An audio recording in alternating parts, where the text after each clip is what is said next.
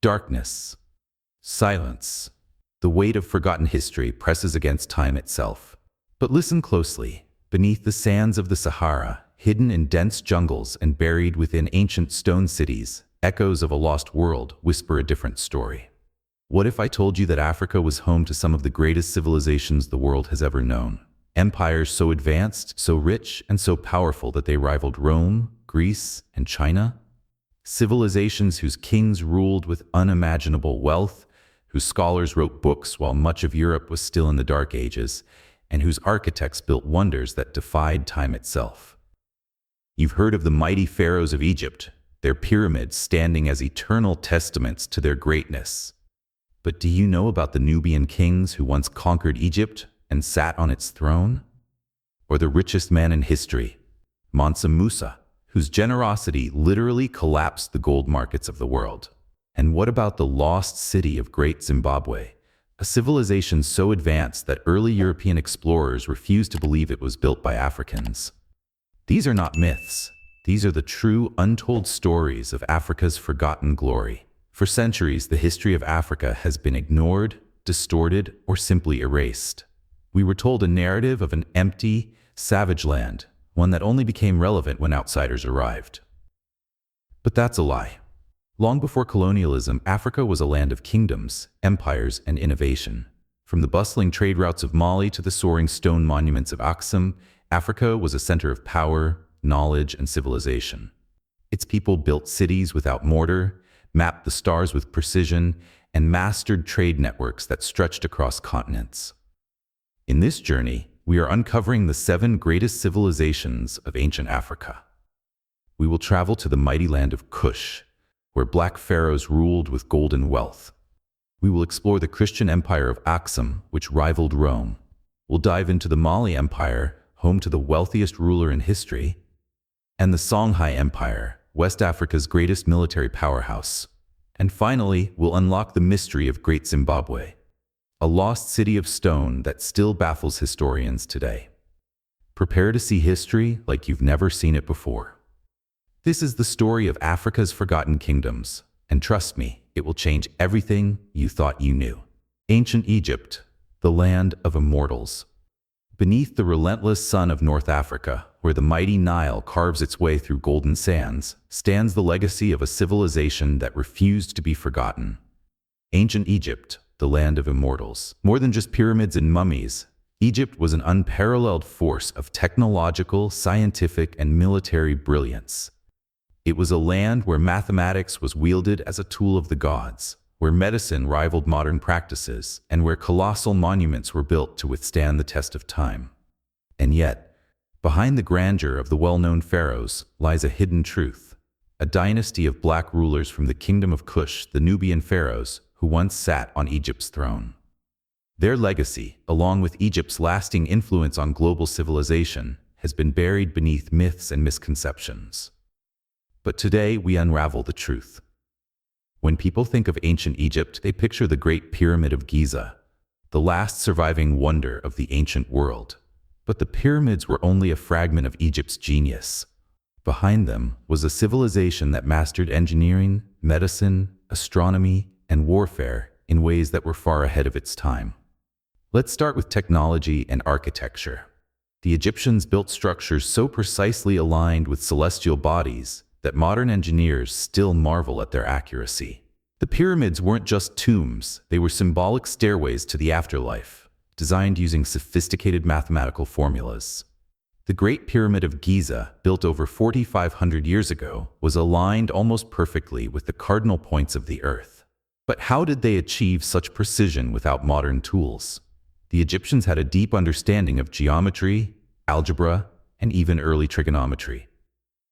The Rhind Mathematical Papyrus, an ancient Egyptian text, reveals calculations for area, volume, and fractions, concepts essential for their grand construction projects. And then there was medicine. The Egyptians were performing complex medical procedures long before Greece's Hippocrates, who is often called the father of medicine. Ancient Egyptian doctors could diagnose and treat broken bones, conduct brain surgery, and even prescribe pain relievers made from natural herbs. The Edwin Smith Papyrus, dating back to 1600 BCE, is the oldest known surgical text in the world. It describes surgical techniques for treating head injuries and wounds, showcasing the Egyptians' medical prowess. Some of their remedies, such as using honey for wound care, are still used in modern medicine today. Militarily, Egypt was no less formidable. They pioneered chariot warfare, turning Egypt into a dominant power. The introduction of bronze weapons and composite bows gave Egyptian warriors an advantage in battle, and their strategic military campaigns expanded Egypt's influence far beyond its borders. The pharaohs led armies that clashed with Hittites, Nubians, and Assyrians, securing Egypt's status as an imperial superpower. Egypt's long history is filled with legendary rulers: Ramses, Tutankhamun, Cleopatra. But few know about the Nubian pharaohs, the black kings who ruled Egypt for nearly a century. Originating from the powerful Kingdom of Kush, modern-day Sudan, the Nubians had long been in Egypt's shadow. But in the 8th century BCE, the tables turned. The Kushite king, Pa, led an invasion from the south, conquering Egypt and uniting the two lands under Nubian rule. Thus began the 25th dynasty of Egypt, the age of the Black Pharaohs. These rulers, Pa, Shabakakar, and Tantamani, revived Egypt's golden age. They restored ancient temples, expanded Egypt's influence into the Levant, and fought off the powerful Assyrians. Taharqa in particular became legendary. Under his rule, Egypt flourished with grand construction projects, including additions to the Temple of Karnak, one of the largest religious complexes in history. He was so powerful that even the Bible mentions him as the King of Kush in the book of Isaiah. But the Nubian dynasty would not last forever. The Assyrians, led by King Ashurbanipal, launched a relentless invasion that forced the Nubians to retreat back to Kush. Despite their fall from Egypt, their legacy endured. The Nubians continued to build pyramids, more than Egypt, in fact. The pyramids of Meroe, the Nubian capital, stand as silent reminders of their once great empire. So why is their story so often overlooked? European scholars in the 19th and 20th centuries downplayed Africa's role in Egypt's history, preferring to separate Egypt from the rest of the continent. But history does not lie. The Nubian pharaohs were a crucial chapter in the story of ancient Egypt. Egypt's contributions to the world stretch far beyond its borders. From writing systems to medical knowledge, from architecture to religious beliefs, Egypt's fingerprints are all over global history. Let's talk about writing. The Egyptians developed hieroglyphics, one of the earliest known writing systems, which evolved into the more practical Demotic script. Their scribes recorded everything: laws, taxes, prayers, even personal letters, on papyrus, the precursor to modern paper. This system of recording knowledge would later influence Greek and Roman literacy and, ultimately, modern alphabets. And what about medicine and science? The Greeks, including Herodotus and Aristotle, studied in Egypt. The famous mathematician Pythagoras, known for the Pythagorean theorem, was believed to have been influenced by Egyptian mathematical knowledge. Even the concept of a 365-day calendar, divided into 12 months, was an Egyptian invention. Without it, modern timekeeping as we know it would not exist. Egyptian religious beliefs also shaped world history. The idea of an afterlife, judgment after death, and the concept of a divine ruler all found their way into later civilizations. Many aspects of early Christianity and Islam were influenced by Egyptian traditions. Even the symbol of the Ankh, Egyptian religious beliefs, also shaped world history. The idea of an afterlife, judgment after death, and the concept of a divine ruler all found their way into later civilizations. Many aspects of early Christianity and Islam were influenced by Egyptian traditions. Even the symbol of the Ankh representing life is still widely used today. And then there's architecture. The influence of Egyptian temples, obelisks, and massive stone carvings can be seen across the world, from the Washington Monument in the US to Napoleon's obelisks in France. The idea of building monumental structures to honor rulers and gods, seen in everything from the Parthenon to St. Peter's Basilica, can trace its roots back to Egypt's awe-inspiring temples. Ancient Egypt was more than a civilization, it was a phenomenon. It was a land where science and spirituality coexisted, where warriors and scholars shaped history, and where rulers sought not just power but eternity. Its legacy is one of brilliance, resilience, and influence. But what we've explored today is just one part of Africa's untold history. Egypt was mighty, but it was not alone. Beyond the Nile, other African civilizations were rising, empires just as powerful, just as wealthy, and just as significant. In the shadows of Egypt stood Kush, Aksum, Ghana, Mali, Songhai, and Great Zimbabwe. For centuries, the Kingdom of Kush stood in the shadow of its northern neighbor, Egypt. But what if I told you that Kush was not only richer than Egypt, but powerful enough to conquer and rule over it? What if I told you that the land of Nubia, stretching from modern-day Sudan to southern Egypt, held treasures greater than the pharaohs could ever dream of? This is the forgotten tale of the Black Pharaohs, warriors, builders, and kings who ruled over the land of the Nile. It is the story of Meroe, a city of more pyramids than Egypt itself, and of Kushite warriors and their legendary war elephants, feared by enemies across Africa and the Middle East. Long before Egypt conquered Kush, it was Kush that dominated Egypt. The lands of Nubia were rich with gold, so much so that the Egyptians called it the Land of Gold. Kush controlled trade routes that connected Africa with the Middle East, bringing ivory, ebony, incense, and precious metals to the world. As a result, Kush was not just a regional power. It was one of the wealthiest civilizations of the ancient world. At first, Egypt saw Kush as a land of opportunity, a place to exploit.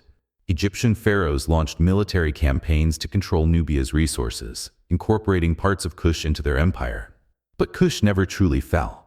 It waited, biding its time, growing stronger until it was ready to strike back. That moment came in the 8th century BCE when a Kushite king named Piye launched a bold campaign that would change history forever. Piye's forces stormed through Egypt, seizing cities, toppling pharaohs, and uniting the lands of Nubia and the Nile under his rule.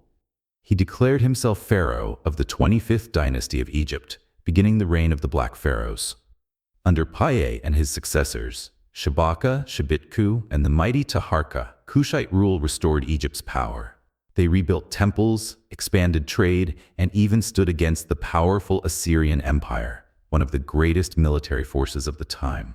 For nearly a century, Egypt was ruled by Kushite kings.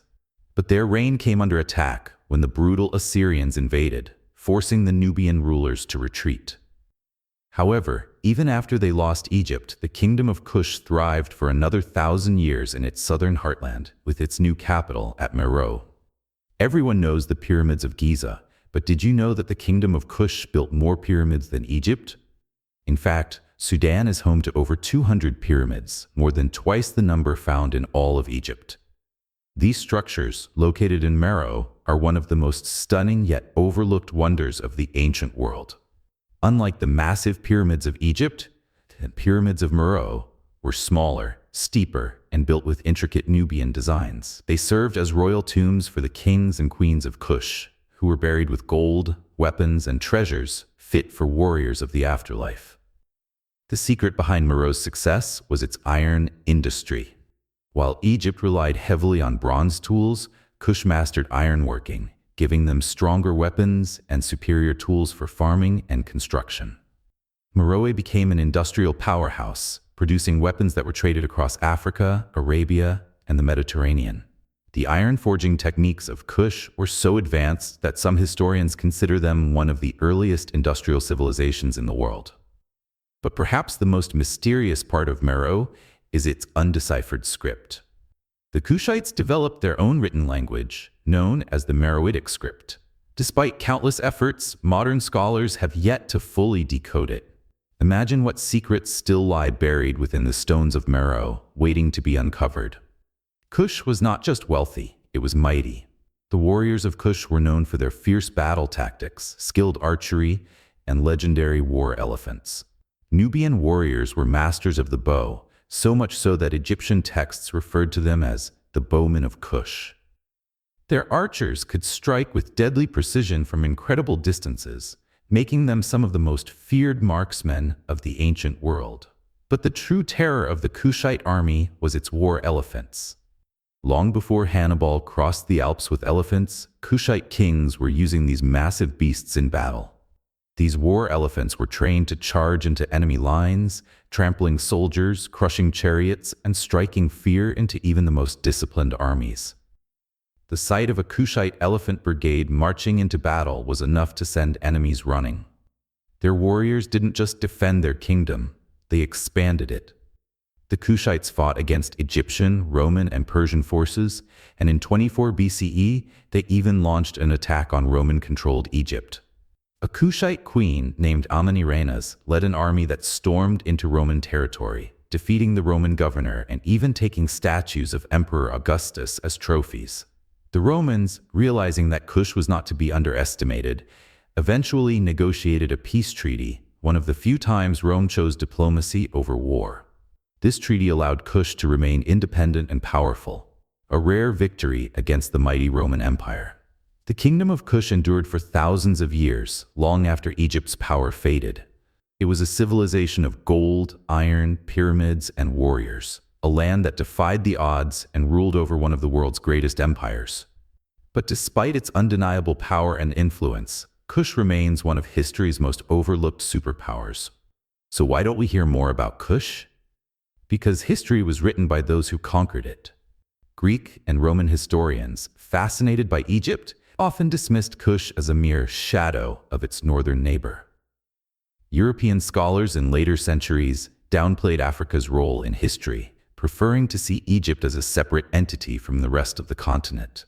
But the truth is undeniable. Even today, the ruins of Meroe's pyramids stand as a silent testament to this once great empire. Their untold stories, their lost scripts, and their golden treasures still wait to be rediscovered. The Kingdom of Kush was a land of black pharaohs, towering pyramids, and unstoppable warriors. It was a land where queens led armies, where gold flowed like water, and where war elephants crushed Rome's ambitions. And yet, this is only one chapter in Africa's vast, untold history. Because beyond Kush, another empire was rising, one even richer, one that would shake the world to its core. At the crossroads of Africa, Arabia, and Asia, there once stood an empire so powerful that Rome and Persia considered it an equal. It was a land of towering obelisks, thriving trade routes, and kings who commanded fleets across the Red Sea. This was the Kingdom of Aksum, one of the greatest civilizations of the ancient world. It was an empire of gold and faith, where Christianity took root before much of Europe, and where one of the greatest biblical mysteries of all time, the Ark of the Covenant, may still rest today. Long before European colonialism, long before the rise of powerful West African empires, Aksum stood as Africa's dominant superpower. It emerged around the 4th century BCE in what is now Ethiopia and Eritrea, growing into a mighty empire that expanded across East Africa, southern Arabia, and even into parts of modern-day Yemen. Aksum's power was no secret to the world. The Romans, the Persians, and the Indians all recognized Aksum as one of the 4 great civilizations of its time, alongside themselves and China. Even the Roman Emperor Constantius II wrote letters to the rulers of Aksum, acknowledging their strength. Few African kingdoms have ever been considered on the same level as Rome and Persia. But Aksum was one of them. Aksum's rulers, called Neguses, kings, controlled vast lands, commanding an army that could rival any in the ancient world.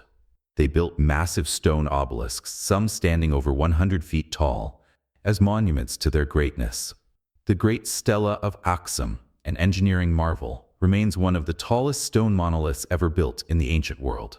How they moved and erected these massive structures without modern machinery remains a mystery to this day. Aksum's control over trade. The wealth of the Red Sea. What made Aksum so powerful? Trade.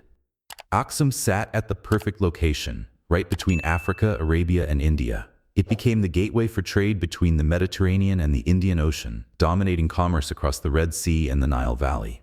Aksum controlled Adulis, one of the most important trading ports of the ancient world. Merchants from Rome, Greece, India, and Persia flocked to this city, bringing silk, spices, gold, ivory, and exotic animals. The empire's wealth grew so vast that Aksum was one of the first African kingdoms to mint its own coins, a sign of economic power and independence.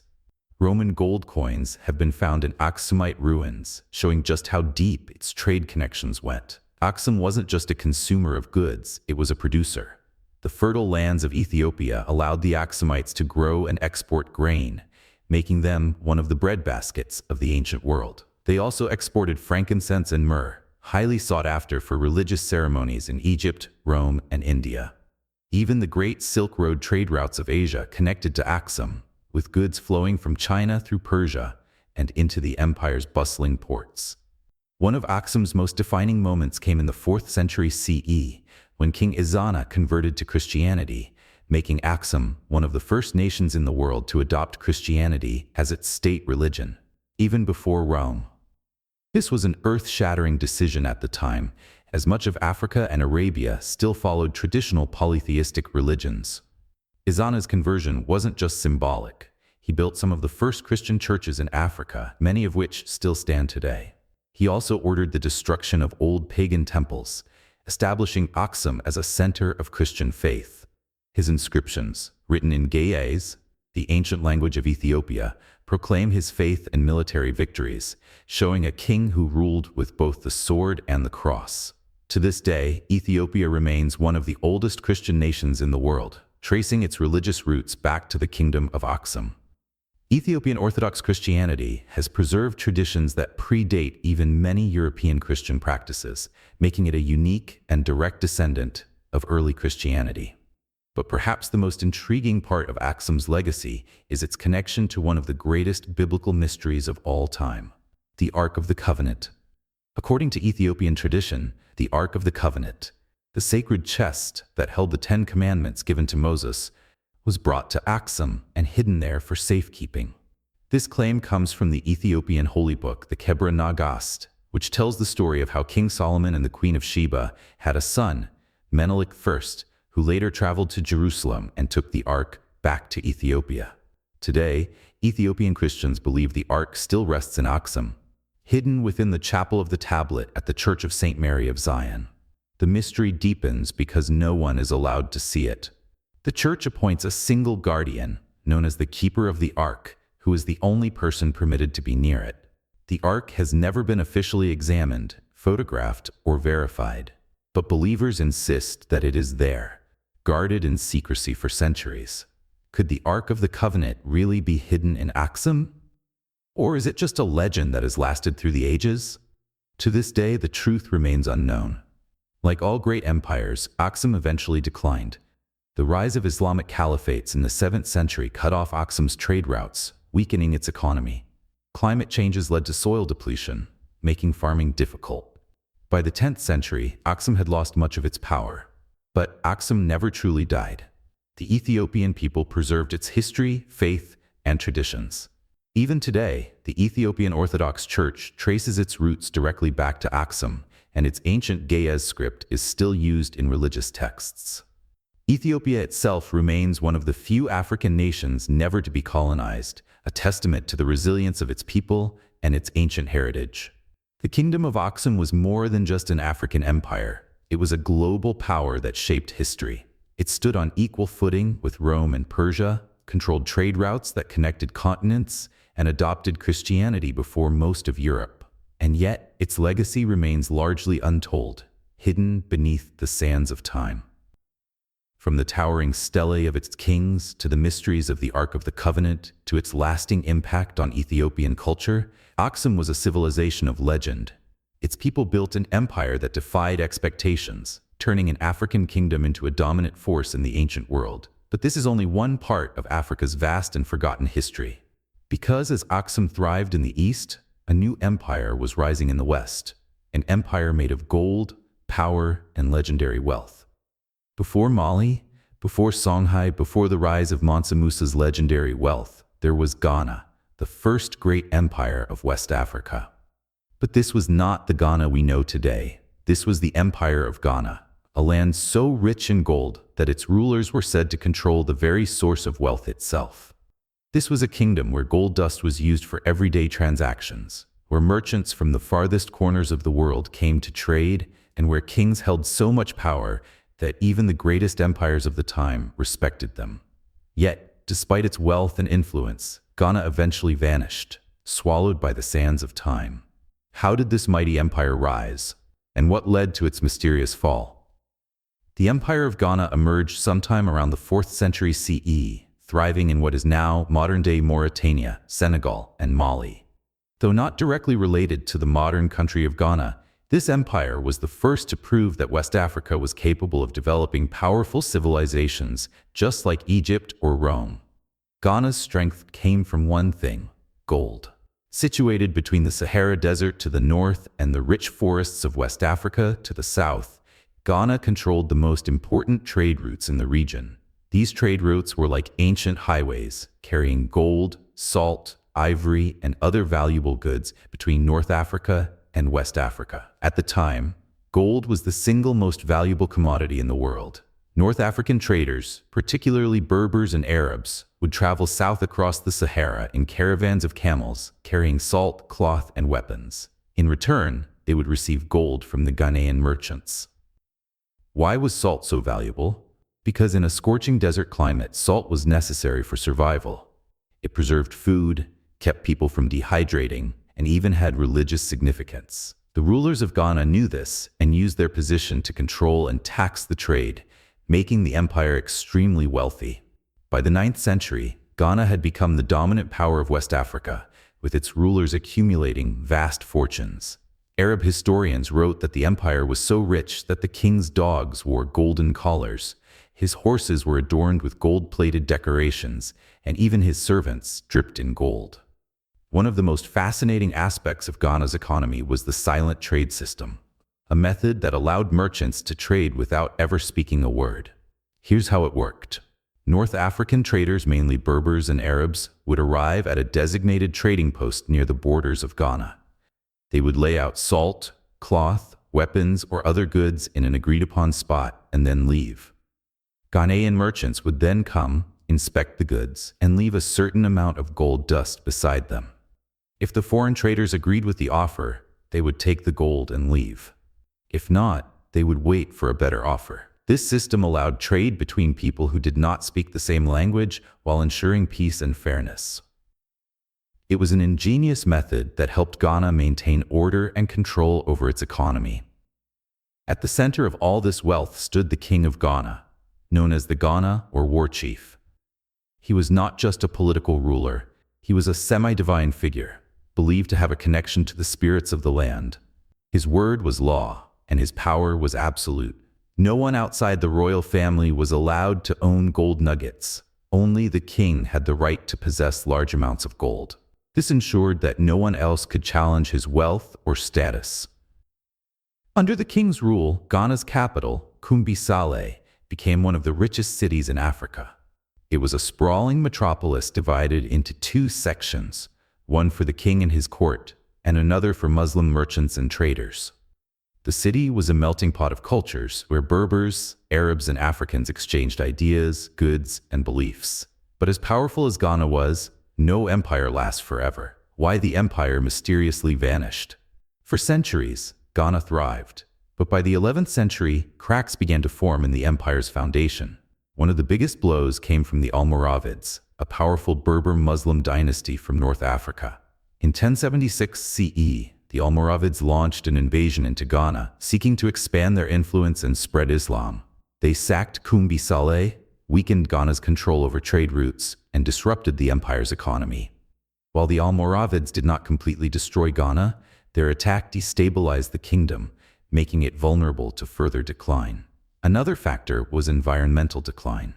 Over time, parts of Ghana's once fertile land became drier and less productive.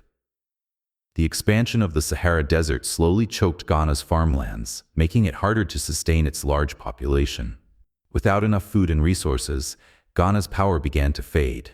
As Ghana weakened, new powers emerged. One of these was the Mali Empire, founded by the legendary Sundiata Keita. As Mali rose, Ghana's influence waned.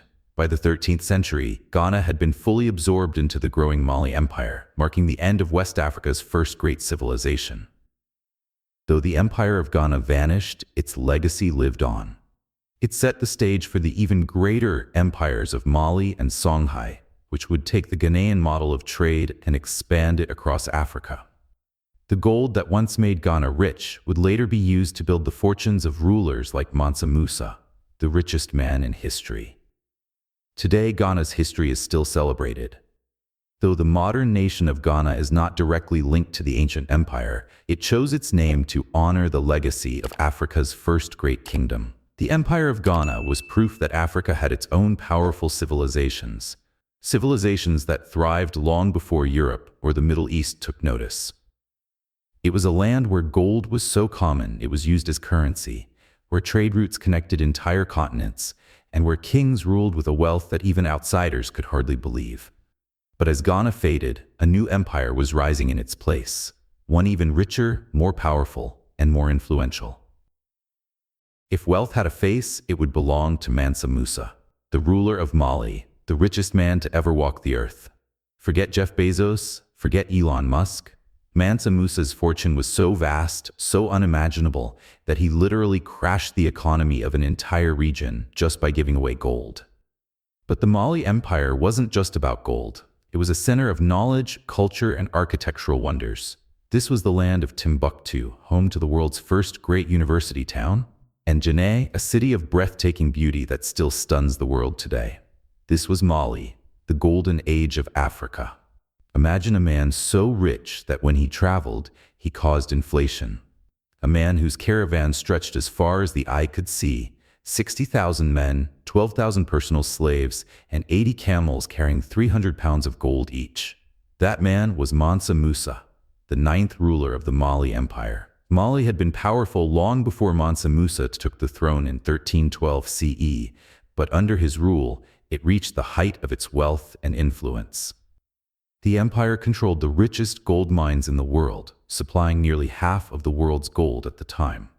Mali dominated the trans-Saharan trade routes, ensuring that gold, salt, and other goods flowed from West Africa to North Africa, Europe, and the Middle East. But Mansa Musa's most legendary act was his Hajj, the Islamic pilgrimage to Mecca in 1324 CE.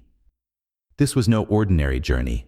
Musa did not travel quietly. Instead, he marched across Africa with an army of wealth, spending so much gold in Egypt that its economy collapsed and took decades to recover. Gold became worthless in Cairo because there was suddenly too much of it. The news of Mansa Musa's wealth spread like wildfire. European mapmakers, who had barely acknowledged Africa before, suddenly placed Mali on their maps, sometimes with an image of Mansa Musa holding a gold nugget. One of the most famous, the Catalan Atlas, 1375 CE, depicts him seated on a throne, crowned with gold, forever marking Mali as the land of immense riches. But Mansa Musa's greatest legacy wasn't just his gold, it was what he built. If gold made Mali rich, knowledge made it legendary. And at the heart of this intellectual empire was Timbuktu, one of the most important cities in the history of education. Before Mansa Musa's reign, Timbuktu was a bustling trade city. But after his pilgrimage, he returned with scholars, architects, and books. His goal? To make Mali the intellectual capital of the world. He built madrasas, Islamic schools, libraries, and mosques, transforming Timbuktu into a center of learning. The most famous of them all was the University of Sankore, a place so advanced that it rivaled the greatest institutions of its time, including those in Europe and the Middle East. At its peak, Sankore University had over 25,000 students, a massive number for the 14th century. It housed hundreds of thousands of manuscripts covering mathematics, astronomy, medicine, law, and philosophy.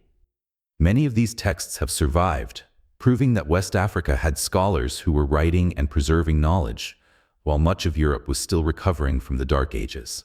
Timbuktu became a magnet for intellectuals, attracting scholars from as far as Persia and Spain. Merchants didn't just trade gold and salt here. They traded ideas. Mali was no longer just a kingdom of wealth, it was a kingdom of knowledge. Even today, the name Timbuktu is synonymous with a faraway, almost mythical place. But in reality, it was one of the most important intellectual and cultural hubs in world history. While Timbuktu was Mali's center of knowledge, Djenné was its architectural masterpiece. The city of Djenné, founded before Mali's rise, became one of its most important trading centers. But its true jewel is the Great Mosque of Djenné, an architectural wonder unlike anything else in the world. Built from mud brick and timber, the mosque is the largest earthen structure on Earth, a masterpiece of Sudano-Sahelian architecture. It stands as proof that African civilizations developed their own unique and advanced architectural styles, distinct from Europe and Asia. Every year, the people of Djenné gather for a grand event called the Crépissage, plastering festival, where the entire city comes together to repair and maintain the mosque's mud walls. This tradition has continued for centuries, keeping the structure alive. Djenné's legacy is more than just beauty, it is endurance. Despite centuries of change, it remains a living testament to Mali's artistic and architectural greatness. By the time of Mansa Musa's death in 1337 CE, Mali was at its peak. It stretched over 1.2 million square kilometers, more than twice the size of France today, making it one of the largest empires in African history. Mansa Musa's successors continued to rule, but over time, the empire began to decline. Internal struggles weakened its power, and rival kingdoms like the Songhai Empire rose to challenge it. By the 15th century, Mali had lost control over its wealth and influence. The Golden Age had come to an end, but Mali's legacy never truly disappeared. The manuscripts of Timbuktu, the great mosques of Djenné, and the tales of Mansa Musa's legendary wealth still capture the world's imagination. Mali was not just a kingdom of gold, it was a kingdom of knowledge, faith, and innovation. It proved that Africa was home to civilizations that could rival any in history. Yet, Mali's story is not the end. Because as Mali faded, another empire was rising, one even larger, one even stronger. If Mali was the golden empire of West Africa, then Songhai was the colossus that surpassed it. This was not just a kingdom, it was the largest empire in African history, stretching across vast lands and controlling one of the most powerful economies in the world. The Songhai Empire was a land of warriors and scholars, of powerful kings and strategic brilliance.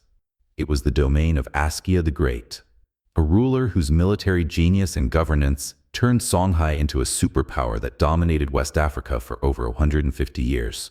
But as powerful as Songhai was, no empire lasts forever. Its downfall came not from internal weakness, but from an unexpected and devastating invasion, a betrayal of Africa by its own northern neighbor. The Songhai Empire began as a small kingdom in the city of Gao, on the banks of the Niger River. For centuries, it lived under the shadow of the Mali Empire, but when Mali began to decline in the 15th century, Songhai seized its chance. Under the leadership of Sunni Ali, R. 1464-1492, Songhai broke free from Mali's control and quickly expanded into the largest empire West Africa had ever seen. Sunni Ali was a ruthless military strategist, using cavalry, naval forces, and swift raids to conquer Timbuktu, Djenné, and the rich trade routes of the Niger River. But as mighty as Sunni Ali was, it was his successor, Askia the Great, who transformed Songhai from a warrior's kingdom into an empire of learning, wealth, and culture. Askia Muhammad I, better known as Askia the Great, was not born into royalty. He was a military commander who seized the throne in 1493 after deposing Sunni Ali's son. His rule marked the golden age of the Songhai Empire. Unlike many conquerors, Askia wasn't just a warrior. He was a visionary leader who revolutionized Songhai's government, economy, and military. Askia knew that an empire's strength came from its army. He organized one of the largest standing armies in Africa, made up of infantry, cavalry, and a powerful navy that controlled the Niger River. His army crushed rebellions, expanded trade routes, and secured Songhai's dominance over the region. Askia the Great transformed Songhai into a well-organized empire. He divided it into provinces, each ruled by a governor, and introduced a structured taxation system to fund the empire's growth. His governance style was so effective that European and Arab historians compared it to the greatest empires of their time. Like Mansa Musa before him, Askia made a legendary pilgrimage to Mecca in 1496, returning with scholars, architects, and religious leaders who helped turn Timbuktu into an intellectual powerhouse. The University of Sankore continued to thrive, attracting students from all over Africa and beyond. Songhai became a beacon of Islamic learning, literature, and science, with scholars writing books on medicine, astronomy, law, and mathematics. Under Askia, Timbuktu was known as the Jewel of Africa, rivaling the great cities of the Islamic world. But even the greatest empires have weaknesses. And Songhai's downfall would come not from internal struggles, but from an invasion no one saw coming. By the late 16th century, Songhai was still powerful, but cracks had begun to form. Leadership struggles weakened the empire, and a new threat loomed in the north, the Moroccan Sultanate.